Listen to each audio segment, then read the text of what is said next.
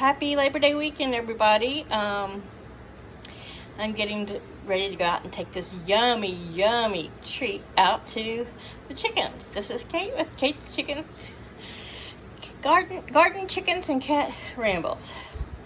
Haven't been up very long, so pardon my tongue-tiedness, but this is some minced up strawberries and cucumbers from the garden and some crumbles with some water to make a mash that I'm sure they will love.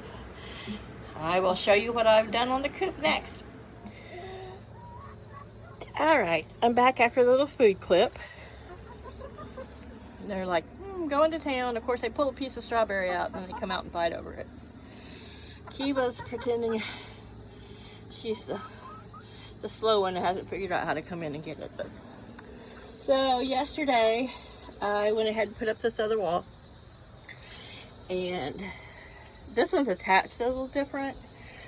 This one's like this, just really to hold this that 2x6 in, because that's what the weight of the nest box is on. We're going to well, I'll show you the tarps in a minute, but I plan to put a top on that top level. I just didn't yesterday. It's still hot, warm, but last night we ran into an issue. That is like two boards sandwiching those. It was some sort of pallet to protect the sign, so which made a little 2.5-inch thing that they could roost on. But all 6 of their fat butts can't fit up there, and when they do get up there, they're sticking their butts and their tail feathers, sometimes their heads, out the chain link. Not good. Here are their perches, plenty of room. So I didn't have another board that is that length. I have this one, but this one's not super, it's cracked, and I used it to make their little steps with some old trim we had left over to make them a little ramp. So I've got a piece of plywood that I'm gonna cut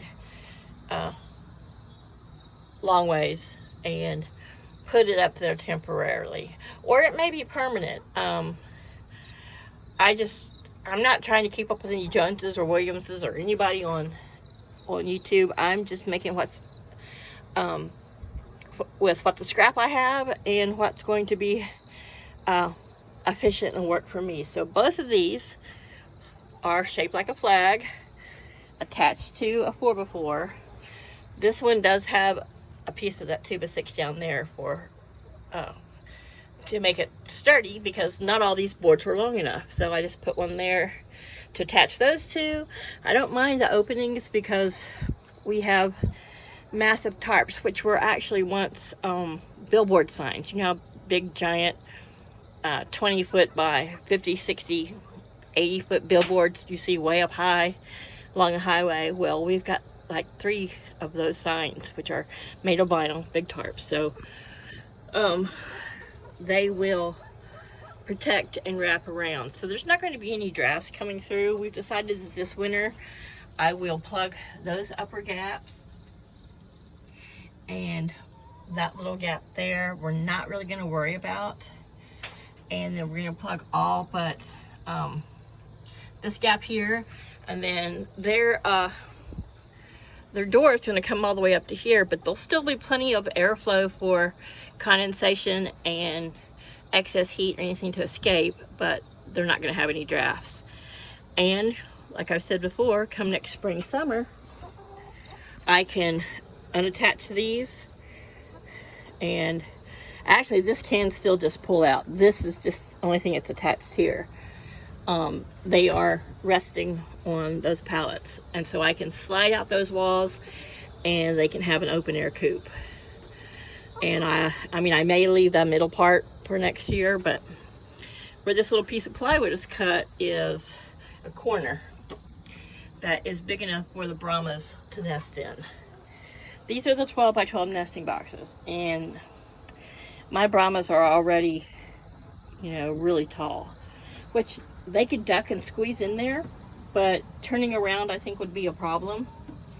And I have a feeling that they're going to be so big that they're getting up and moving around, they could crush some little eggs before the eggs have a chance to roll down. Not putting much bedding in there, just maybe enough to entice them. We had a fake egg, but they keep, which was a ceramic egg that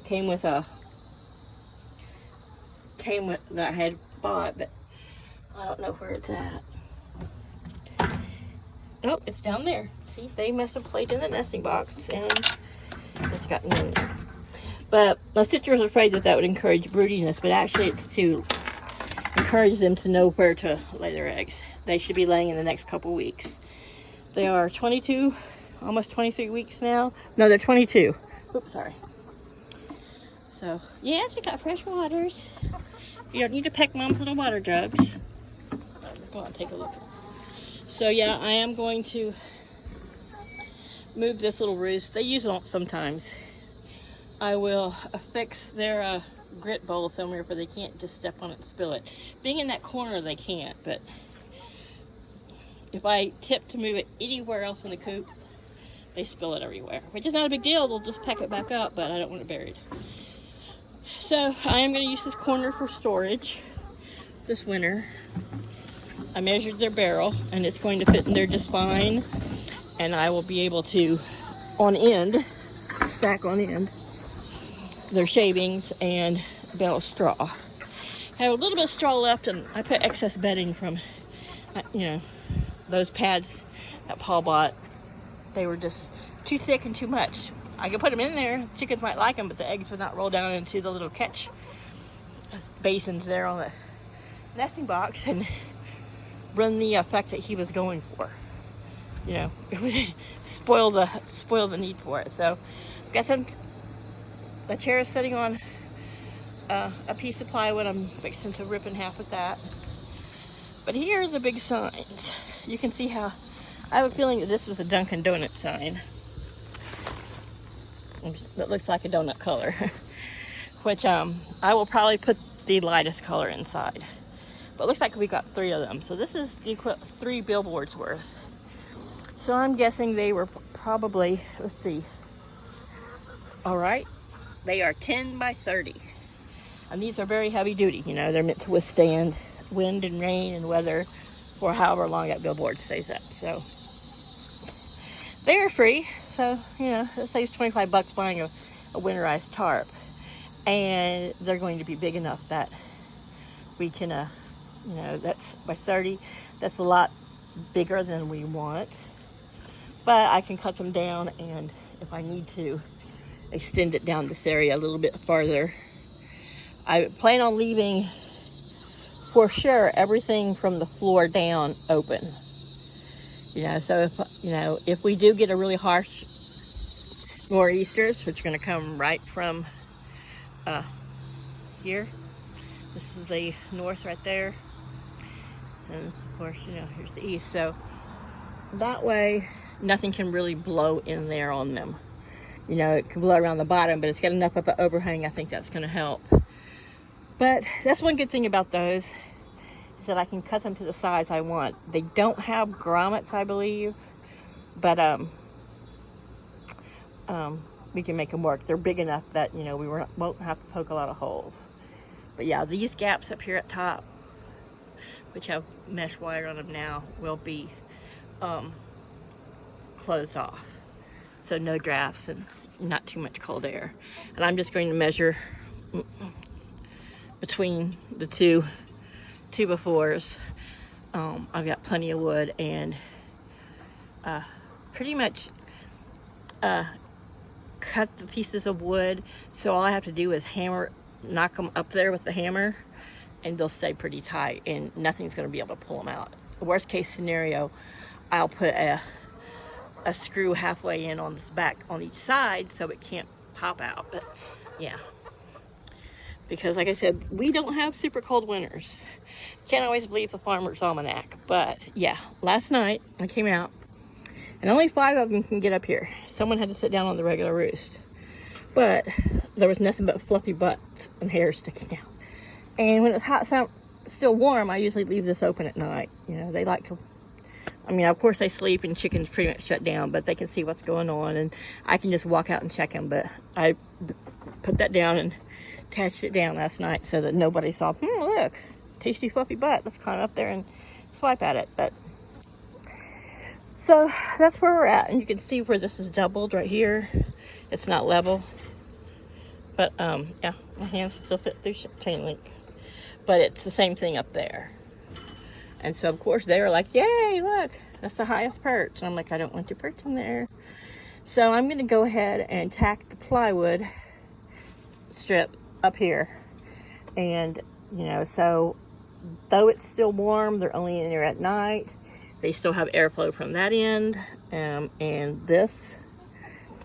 So that when it is fall and it's not, you know, if it's inclement weather and they want to be in the coop, which I found with my awesome roof job, that they're not going to get wet, but they're going to get airflow. That was important for me is in these humid summers, because like right now we're supposed to hit 85 today, but you can look, nothing is moving, and it's probably getting close to noon, but it just, you know, they're winter birds. They're not birds designed for, you know,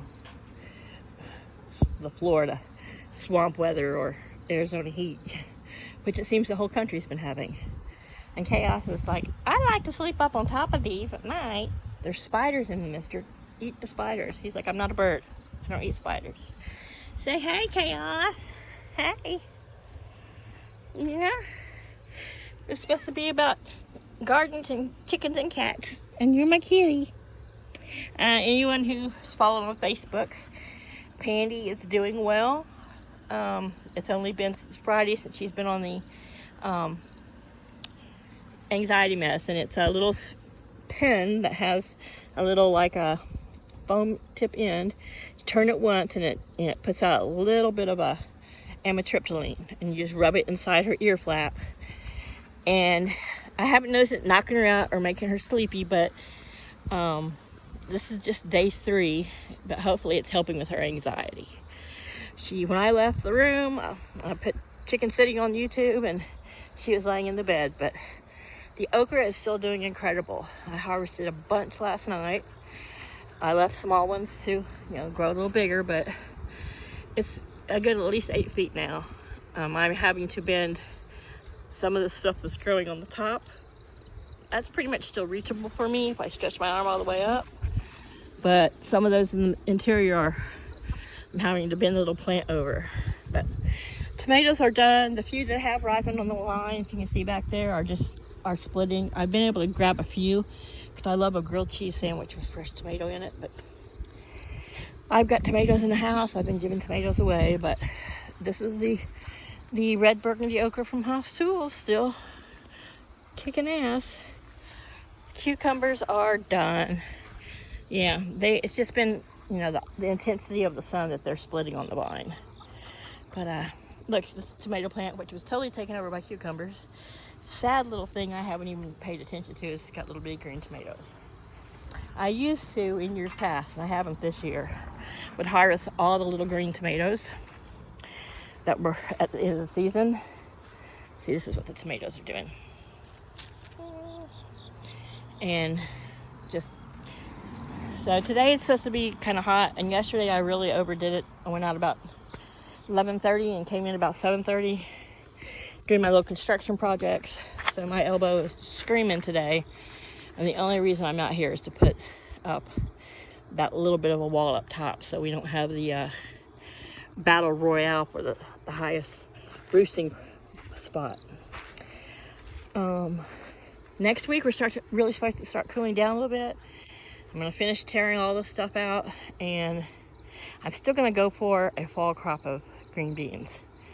I think it's between 50 and 60 days that they come to maturity, so I don't think I'm going to have a problem getting a good cool crop of green beans. And I'm probably going to, over there where the cucumbers are, a lot of that, except for where the cucumbers were placed, a lot of that weed mat hasn't been, you know, doesn't have holes in it. And I'm going to put a little bit of a herb garden over on that side. But and maybe some winter lettuces. I've been tempted to go ahead and put lettuce out, but with the heat and the way it's been and not a lot of rain, you know, as it's sprouting up, it is just going to burn up before it can, you know, ever start to do what it's supposed to do for the fall. God, these flowers are so pretty. The Lord definitely knew what he was doing when he made okra flowers. They're just beautiful. Love them. I have to take a picture of that one. But, yeah. Oh, look, little bees. Look, a little bee. He's like, oh, it flew off. He's like, you scared me. I was really enjoying that. They definitely love these okra flowers. So does Chaos. It's his shade. It's his little shade jungle. But I don't know how much you can tell here, but, you know, very little grass comes up around the base of the okra.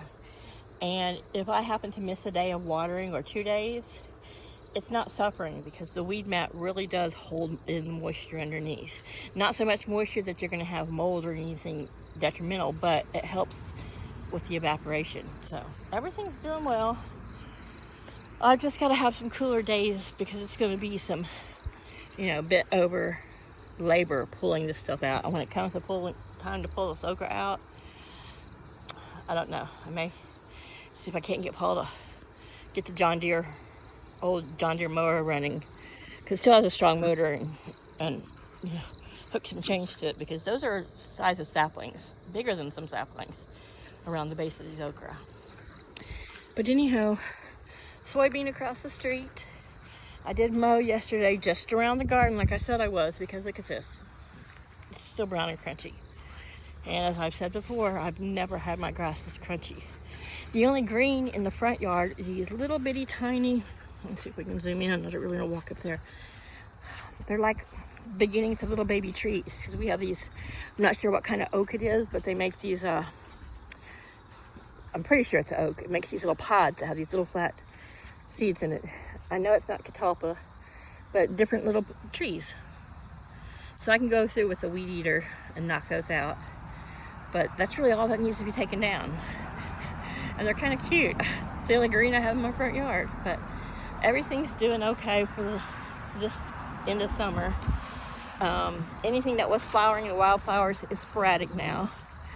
The hibiscus, except for when she gets blown over, she's been blooming like crazy. I can't remember.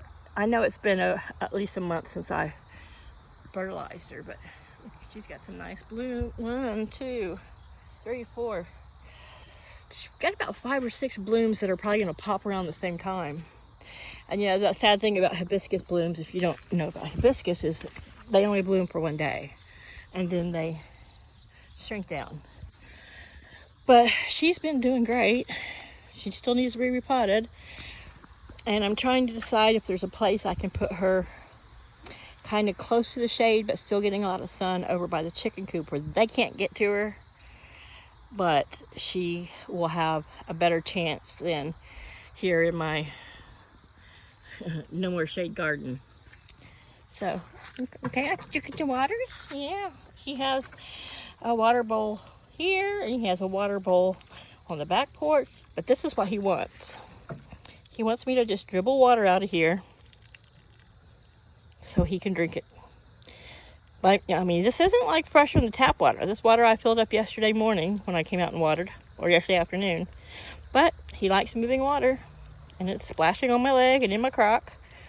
He's got a fresh bowl there, but this is what he wants. And it seems like forever. I'm sure it only does it for 5-6 minutes, but when you're sitting here at this weird angle, tilting a gallon of water, it feels like forever. But that's what he wants. He's like, I want to drink out of a spigot. No, it's not a spigot. I want running water. Paul keeps talking about putting a fountain out here, which I'm like, yeah, well, you know, we've got a lot of things that need to be done before we run water out in the middle of the garden. If I pumping, but so I would just drink it dry. He likes to lay here under the hydrangea, right, that spot right exactly where I'm showing. The roses, since I thin them a bit, they're not as much shade, but the hydrangea provides him with lots of shade. See the old raggedy pot? But that hibiscus doesn't mind. He's like, Mom, you're pouring it too fast. I'm sorry, I got distracted. Yeah? Did you get some? Yeah? Did you get some go up the wrong windpipe?